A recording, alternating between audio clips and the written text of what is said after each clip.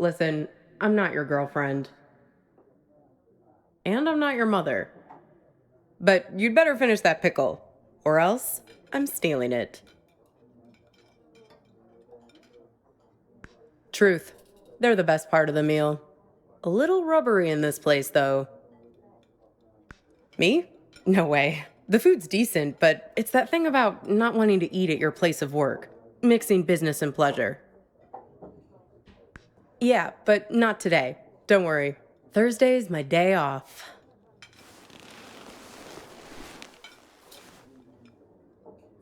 That's okay. It's nice to sit on the other side of the counter for a change and see how the other half lives.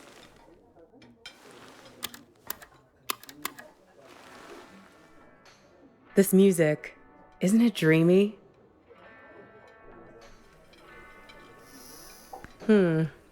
I can tell we have some things in common. We both have to live by our wits. Hitchhiking isn't an easy trade. Waiting tables isn't either. I'll show you what I mean.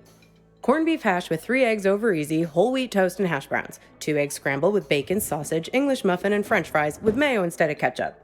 3 eggs over easy with well done bacon and a side salad, hold the toast, Greek omelet with well done hash browns and white toast, a short stack of blueberry pancakes, coffees all around, and 1 Diet Coke. So, how many orders of toast were there? Okay, here it is. Corned beef hash with 3 eggs over easy, whole wheat toast and hash browns. 2 eggs scrambled with bacon, sausage, English muffin, and french fries with mayo instead of ketchup.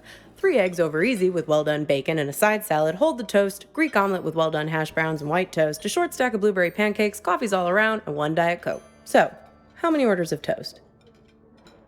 Yep. Well, unless you count the English muffin. Then it's 3. I figure there's an art to hitching a ride. You have to be able to read people very quickly. Waiting tables is no different. You get to know what people want before they know what they want. It's a sixth sense.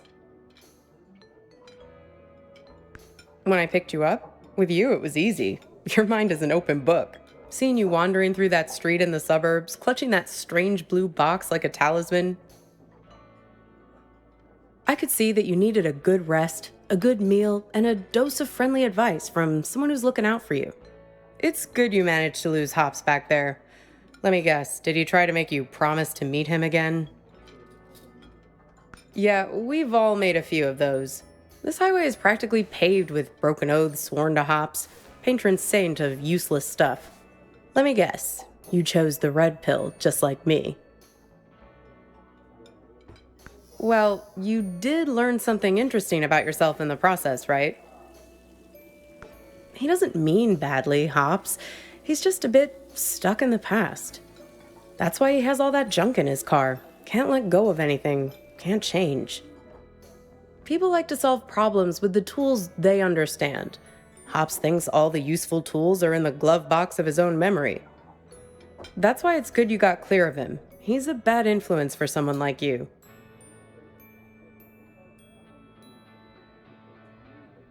That's good.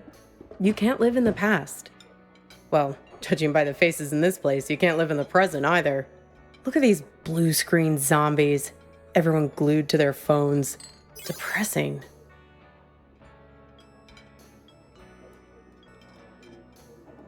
Very funny. That sense of humor will serve you well when our new robot overlords take over. The living dead all around us. Not you two, though. You and your girlfriend. You were very much animated. Although, maybe not in a good way. That was some argument. You were right over there, sitting at the counter. Well, I'm not one to eavesdrop. Something about text messages, being present. The usual suspects when it comes to couple arguing somewhere in public in the 21st century. I only caught the end of it. It was one of those things that suddenly boils over. One moment you were sitting there having your strawberry rhubarb pie and trying to figure out where the next gas station is. The next moment, when I came back with your check, there was this big scene with you storming out the door. Beats me. You didn't come back, though. She hung around for another 20 minutes, mainly talking on her phone, then she got her stuff and left. Seemed like she was making a plan to meet somebody. Nope. See, I'm not that nosy. But when I was wiping down the counter, I found this. Have a look. You might find it interesting.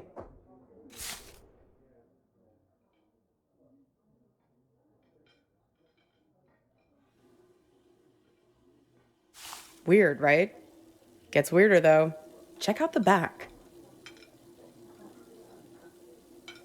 Seems like some kind of rendezvous. I mean, I figure that's not your card. Beats me. I just work here. Sorry, Copernicus. I've helped you all I can this time.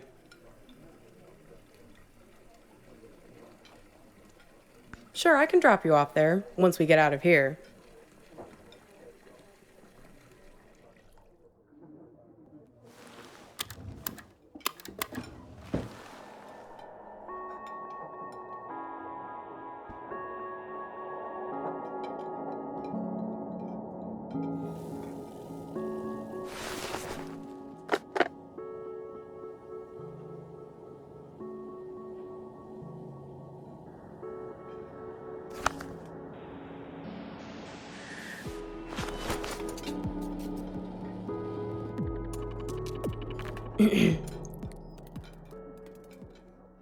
Pass me the menu, will you? I want to see if they have the seasonal milkshakes in yet.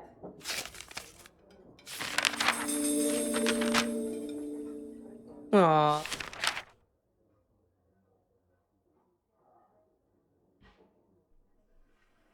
Aw, look at that. It's like a little map of your adventures. How convenient. Even your gas station is there. Did you notice? It's a typical sign, you know, of a lucid dream. Random happenstance, strange coincidence.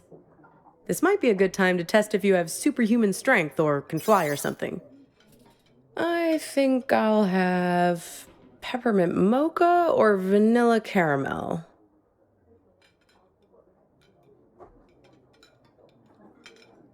Sure. I mean, come on. Raisin farmer? There's no such thing. Grapes have farmers. Raisins are dried grapes. End of story. Geez, where's the waitress anyway? I'd kill for a shake right now.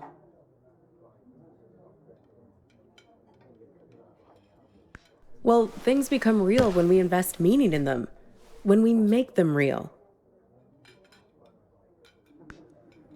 It's not a theory.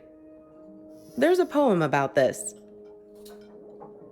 A guy is having an argument with his friend. He's freaking out because the meaning of every word, everything, every idea seems to be falling apart. After a while, I understood that talking this way, everything dissolves. Justice, pine, hair, woman, you and I. Exactly.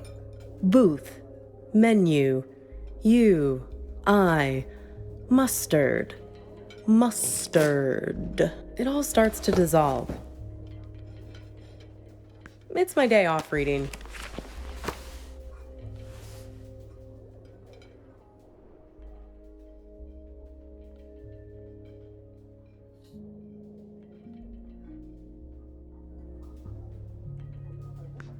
Well, he remembers this lover he had, and that helps him get his head screwed on straight again. Well, in a sense. It's more that he thinks back to what it was like when they were together, and the different memories come together and leave him with a sense of specificity. That things are real and not just a big pile of words and concepts and stuff that fall apart the moment you try to squeeze them tight.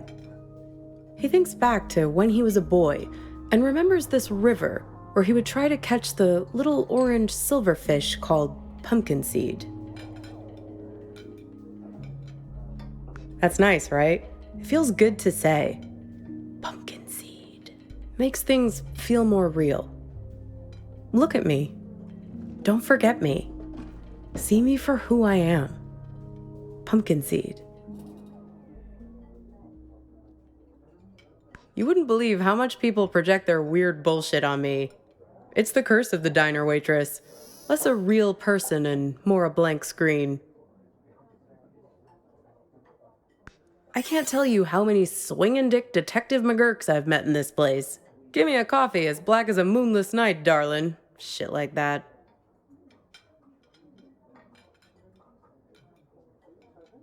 Are you sure about that? Or is that just what you want me to be? You don't seem to realize that you're the one pulling the strings in here.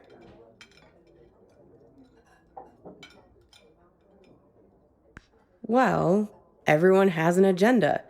People think they come to a diner for food, but they're really looking for something much more profound. They want something, and at the end, they settle up.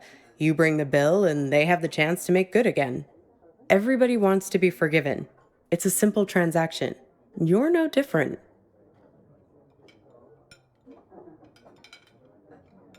Only when you're as good at it as I am. In this job, you work as a professional shapeshifter. After a while, you can't even recognize yourself in the mirror anymore. You start to realize that nobody is what they seem. Not you, especially not them. This whole modern problem of people not really being present, it's everywhere. And technology only makes it worse. Once the robot doubles started showing up, that was the tipping point. Robot doubles. The first models were so expensive, only Silicon Valley types could afford them, like electric cars. But pretty soon it got to the point where basically anybody could afford a robot double of themselves. You could pick one up at Walmart, one aisle over from the toilet paper and the firearms. Even the company that produces my cheap-ass phones started them. They claimed they were on a mission to disrupt the human space. I hate that word, disrupt. Pretty much anything you want, but there's where you have to be careful. It acts like you, but it only performs at about 70% of your capabilities. It's you, after a bunch of drinks. So, if you're smart, you only trust it to do really simple things for you. Go to the post office, jury duty, fill in for you at your boring job. But people are lazy. They grow dependent on their robos, use them for all kinds of things they shouldn't, making complex calculations, blowing up boulders. People send their robos off to be with their wives, their families, while carrying on affairs. Check it out. Imagine you and I are in a relationship. Then you notice I'm acting a little slow. My eyes aren't focusing quite right. Like this. Look. See it? So now you realize that I've just stuck you with a pile of bolts for the evening. Right, so here we are. Two dummies out on a date together. Would your robo be smart enough to know that I'd sent mine? Right. And would she then tell me, or would she keep me in the dark? All kinds of ethical issues, right? I don't know. I know you're trying to make your eyebrows move weirdly just to mess with me. Did someone stand me up with a robo? No, not exactly. It's more about this thing that happened to me at work once. It happened in my former life as a flight attendant. Grab that thing and pull up a chair. I'll tell you all about it.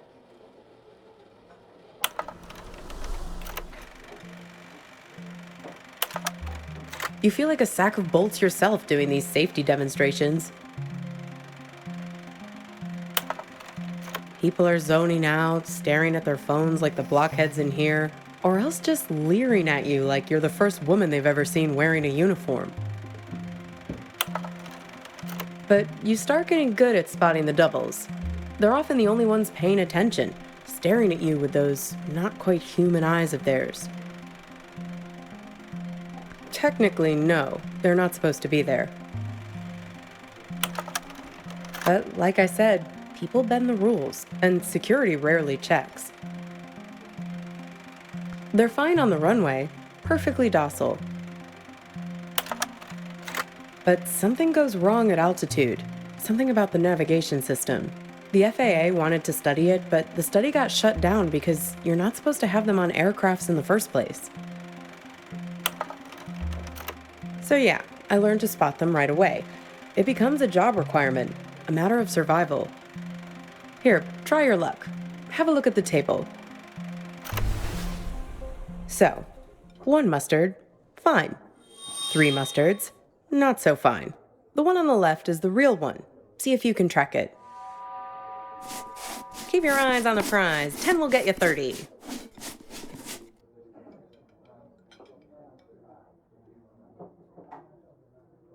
Uh-oh, you just accused Mr. Corporate Entitlement of being a robot. Unfortunately, it's really him. That's going to cost you 1 complimentary business class upgrade. Want to play again?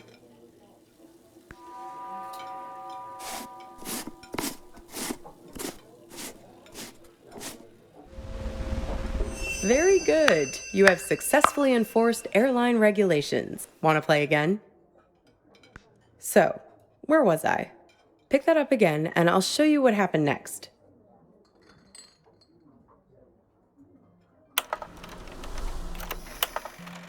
One time, we were doing a flight into Galveston, and we had a sudden drop of cabin pressure about 100 miles from our destination. No, but imagine this. Everyone's freaking out. I'm trying to help a girl with her arm in a cast to get her oxygen mask over her head. Suddenly, I'm aware of this Frankenstein monster lurching towards me. The robos, they're like an army of the undead. I don't know if they were affected by the sudden change in cabin pressure or what, but they just lost their shit. People are screaming, and we're huddled together like a band of villagers with pitchforks to fight these things, throwing crap at them from the drink cart, locking them in the toilets, and so on. Luckily, they started fritzing out on their own, like Hal in 2001 when his brain starts melting. Let me tell you, as soon as we got over water, adios, out you go, robos. Threw them right out of the cabin doors.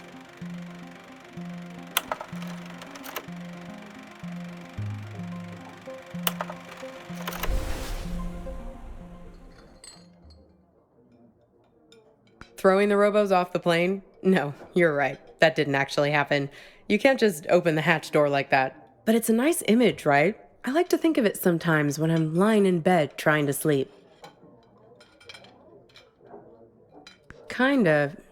You need practice to be able to spot them. They're everywhere these days.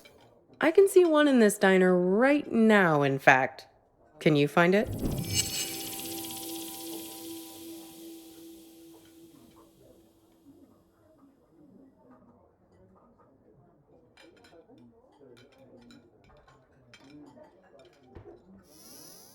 That's right, the king. Can you believe it? God, I miss the king. They say that it was the first robot double prototype ever made. He actually sent it off to act in some of those cheeseball movie roles he had. That's why they were so bad. Am I? Says the guy who called his own girlfriend a robot. I seem to recall you standing right there, complaining, it's like eating lunch with an automaton. You really don't remember anything? What you were fighting about? What happened next?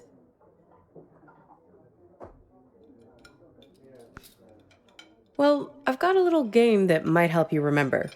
It's kind of like a telephone seance. Ready?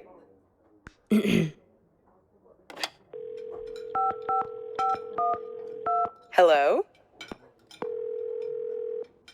Is that you? This is your girlfriend. Yes, it's me. I'm calling from beyond the grave. So, who are you with right now? Am I interrupting you?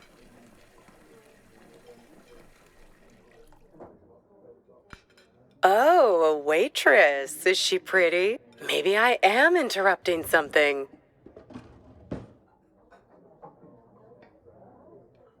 See, I told you this is a good game.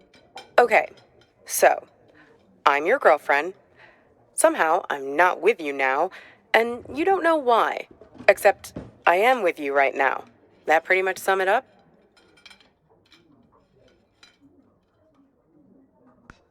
No, this is my game. I get to ask the questions first. What's with this gas station you're trying to get to? What are you hoping to find there? We need to get gas in a sec. Hey, stop it! It's like we spend 1 year falling in love and the next 4 breaking up, right? What took so long? Were you just afraid of being alone? Or maybe you didn't want to be the guilty one, the one who blows things up and hurts me. Were you waiting for permission from me to end it? Waiting for me to give you... Exactly. Waiting for an excuse. What? Right. That's why you stuck around. Fear. You didn't want to break anything. You couldn't get over the idea that this great future we were supposed to have could just be wiped out. The beacon we'd always talked about, our light in the bottle, gone. You left it to me. Put it on me to do what needed doing. Well, I finally gave you the sign you were looking for, right over at that counter there. You guys need anything else, or you're okay for now? We're fine, thanks. You do anything to make it different, right? To fix things. You still can, and I can be her for you. Together, we'll open the box. You can make it happen. You can make it real. What do you say? Miss the old times? Let me be her. Okay, your choice. Now it's your turn. You can ask me one question, whatever you want.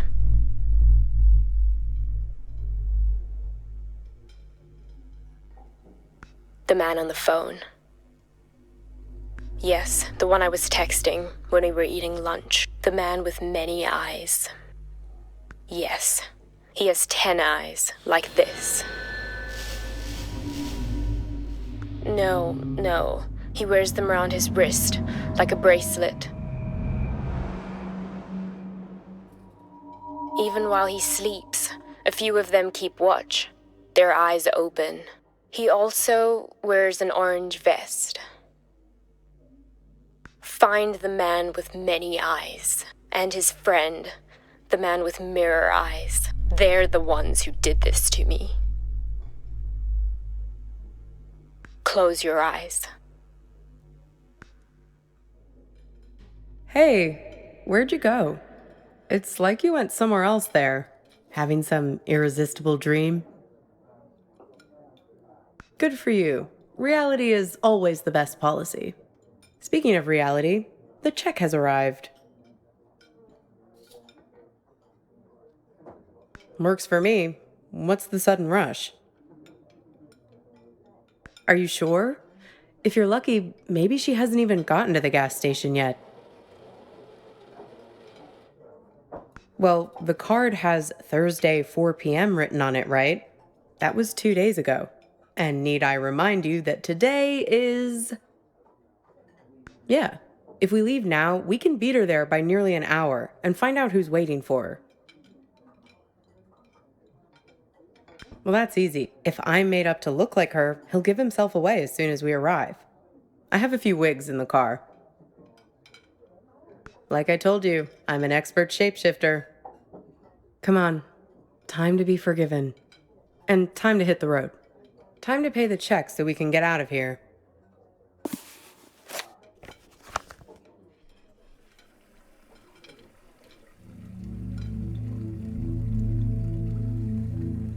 This thing about robots is chilling. It says that 60% of the workforce won't have a job in 20 years. Hey, can you put down your phone for 3 seconds? I'm trying to have a real human connection with you, and you're so tuned out. It's like I'm eating with a robot. I'm sorry, I know. We need to get gas in a sec. You can tell me about it while we're in the car. Would you put that thing away? Hey, stop it! Come on, let go! Who is that? Who are you writing to? God, keep your voice down. Look, I've been driving for ages. I just need to space out a little. A little? It's like you're a million miles away. Can you just give me a break, please? We were just taking a break, remember? Now we're back together, but I feel this is the last place in the world you want to be. Well, that's what I'd call a self-fulfilling prophecy. Ain't love grand? Come on, let's get out of here.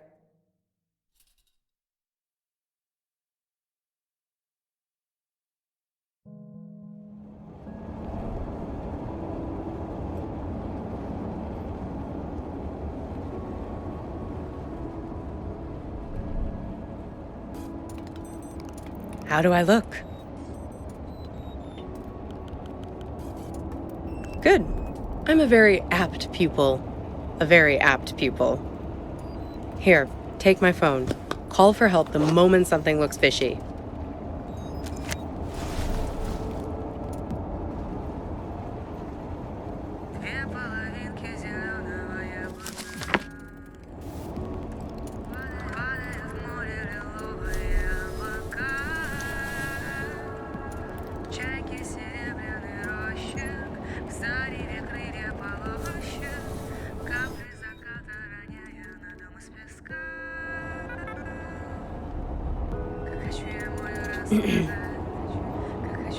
Shoot. Right? I did, yes. Right, it was her. Yes, and? Listen, there's something at the end of this road that you don't want to find. You do, and you don't.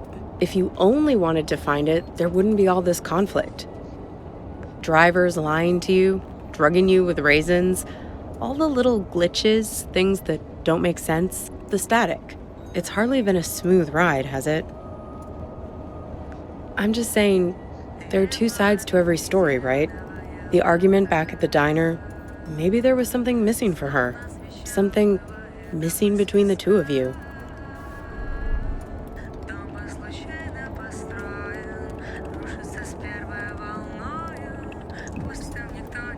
Have you stopped to think for a moment about why you keep finding these photographs? Why they are so important to you?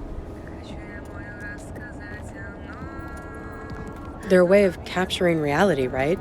They're objective, but they're also you. They tell the story you want them to tell. That camera of yours, it's a weapon too. Take a photo of me, and in the photo, I'll never change. I'll never grow away from you.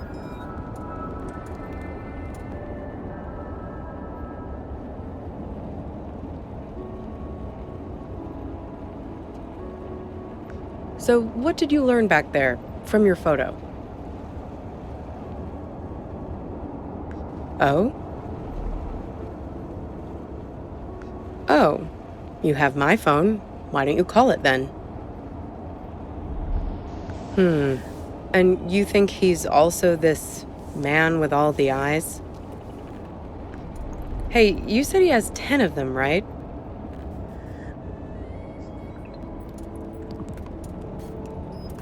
Have another look at that card. 10 little eyes. See him?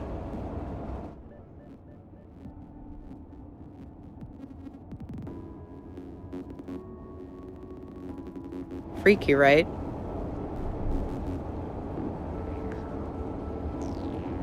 Well, almost there now. Time to get in character. Sure, I can't see a thing. What gives?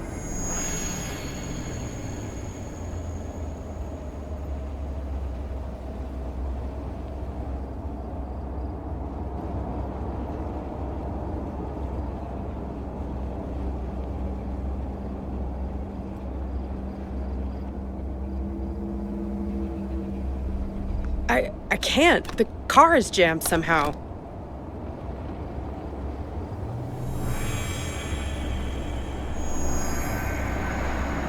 What the hell?